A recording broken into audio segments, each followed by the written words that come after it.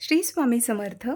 तर पहा, आज आहे अमावस्या. तर अमावस्येच्या दिवशी संध्याकाळी असा एक दिवा लावायचा आहे की त्यामुळे आपल्या जीवनातील जी काही संकट आहे, दुःख आहे, ते दूर होण्यास मदत होते. पितरांचा आशीर्वाद प्राप्त होतो.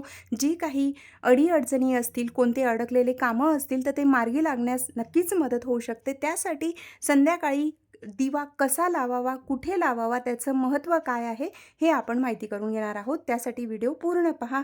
यात जे काही मी सांगणार आहे तर त्यातला जो तुम्हाला सहज जमणारा उपाय आहे तो जरूर करा. अतिशय महत्त्वाचा आणि तेवढेच प्रभावी, अतिशय लाभदायक असे हे उपाय आहेत, म्हणून एकदा जरूर करून पहा. नक्कीच तुम्हाला त्याचे चमत्कार पाहायला मिळतील. तर पहा, आज अमावस्या. तर आज महादेवांच्या मंदिरात संध्याकाळी किंवा रात्री 11:45च्या आधीसुद्धा तुम्ही हे करू शकतात. जर समजा तुम्ही हा व्हिडिओ उशिरा पाहत असतील तर महादेवांच्या मंदिरात संध्याकाळी नाही शक्य झालं तर रात्रीच्या 11:45च्या अगोदर एक दिवा लावायचा आहे. तर तो दिवा मोहरीच्या तेलाचा लावायचा आहे आणि त्या दिव्यामध्ये आपल्याला 2 लवंग टाकायचे आहेत. तर पहा, महादेवांच्या मंदिरात हा उपाय करायचा आहे. हा दिवा महादेवांच्या मंदिरात संध्याकाळी किंवा रात्री तुम्ही लावू शकतात. तर मोहरीच्या तेलाचा दिवा, त्यात 2 लवंग टाकून लावायचा आहे. जी काही तुमची संकटं असतील, दुःख असेल, तर ते भगवंतांना प्रार्थना करायची, त्या दूर होण्यासाठी प्रार्थना करायची आणि त्यानंतर जी कोणती तुमची मनोकामना असेल, ती इष्ट मनोकामना पूर्ण व्हावी यासाठी महादेवांना मनापासून नमस्कार करा. हा झाला पहिला उपाय.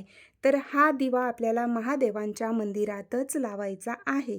त्यानंतरचं दुसरं की अतिशय महत्त्वाचं, जो कणकेचा दिवा आपण बनवत असतो, तर त्यासाठी आपल्याला एक कणिकेचा मोठा छान दिवा बनवायचा आहे की त्याच्यामध्ये व्यवस्थित वाती ठेवता येतील असा एक कणकेचा दिवा बनवायचा. त्यात 4 वाती लावायच्या आहेत. 4 वात ह्या लांब वाती ज्या असतात त्या ठेवायच्या.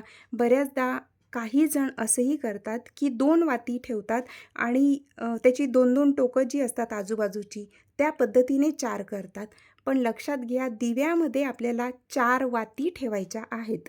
4 मुखी दिवा तर लावायचाच आहे, पण वातीसुद्धा 4 असायला हव्यात. हा दिवा कुठे लावावा, त्या दिव्यात आपल्याला काय टाकायचं आहे आणि त्याचं महत्त्व काय आहे, अशी छान अशी माहिती व्हिडिओमध्ये सांगितलेली आहे. स्वामींचा आशीर्वाद या आपल्या चॅनलवर एकदा जरूर भेट द्या. त्याची लिंक तुम्हाला जो खाली त्रिकोण दिसतोय त्यात लिंक दिलेली आहे. श्री स्वामी समर्थ.